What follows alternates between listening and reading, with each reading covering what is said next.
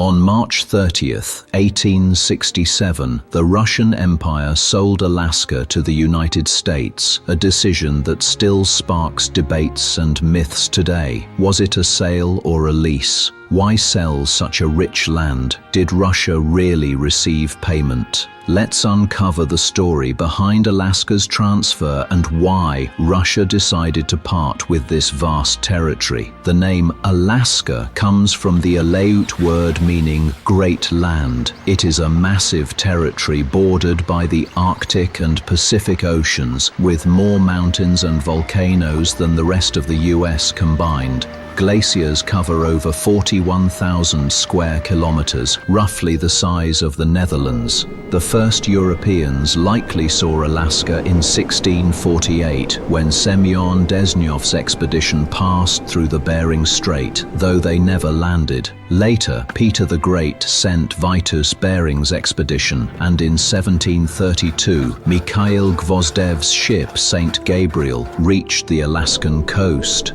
The first official Russian landing. Alaska was officially part of the Russian Empire. Native people, the Aleuts, Eskimos, and Native American tribes hunted, fished, and traded furs. Sea otters, seals, sea lions, salmon, cod, and herring formed the backbone of their economy. By 1741, Bering returned to the Aleutians. Russian traders and fur hunters began developing the region, exporting fish, furs, and whale oil. To manage trade, the Russian-American Company was established as a monopoly and became one of Russia's most profitable enterprises. Russian settlers built communities, ships, and Orthodox churches. In 1808, Fort Rumyantsev, later Fort Ross, was founded in California, marking Russia's southernmost American settlement.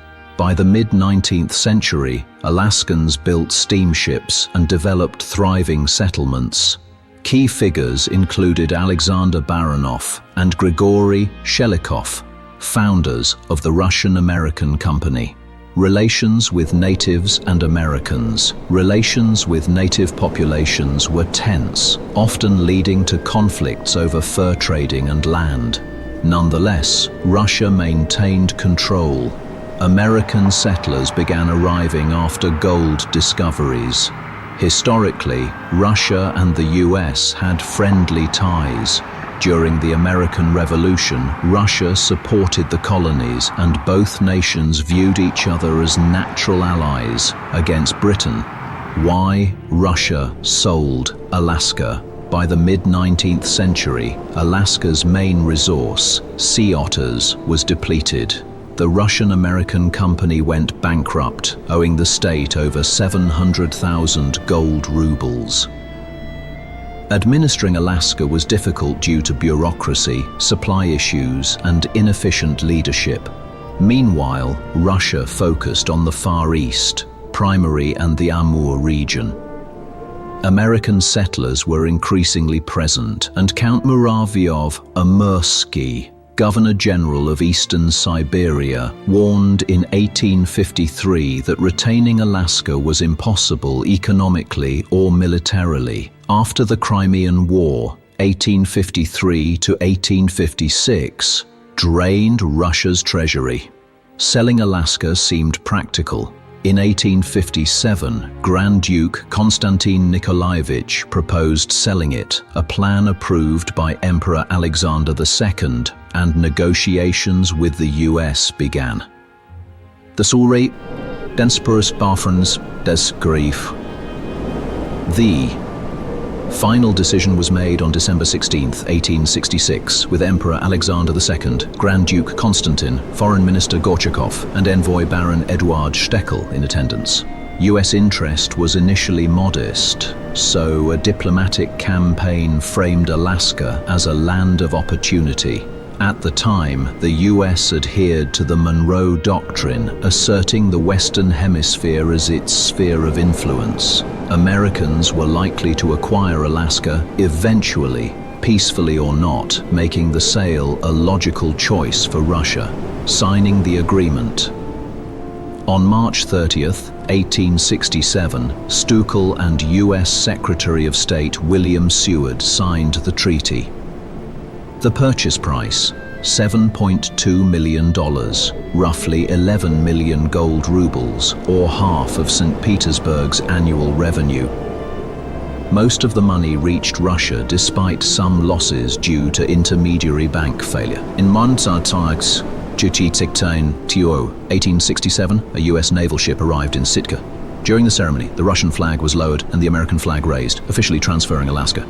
At the time, Alaska had 700 Russian settlers and 50,000 indigenous people.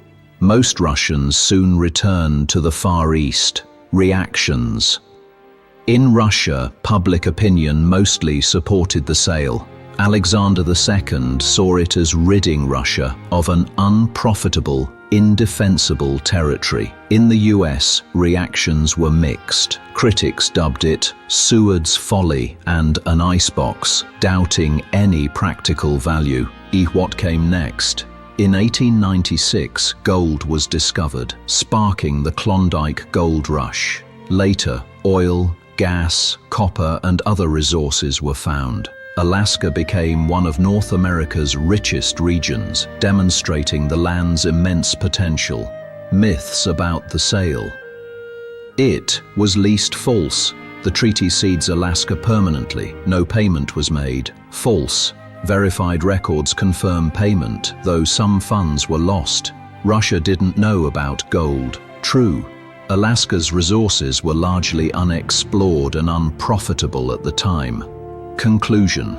The sale of Alaska was pragmatic, shaped by financial, logistical, and political realities.